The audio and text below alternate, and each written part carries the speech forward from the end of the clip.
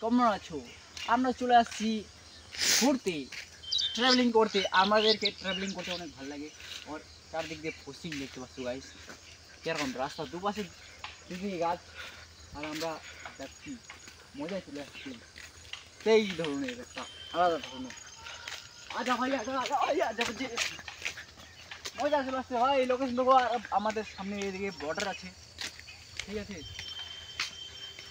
আর আমাদেরকে কি বলবো, আর আমাদের হালত খারাপ হয়ে গেছে। আমরা আসছিলাম মেলাতে ঘুরতে, ঠিক আছে।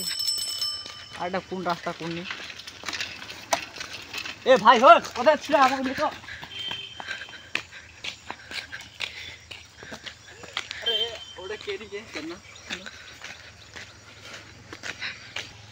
एंड गाइस, आपको अगर वीडियो अच्छा लगे तो लाइक करना and enjoy the video if you don't mind.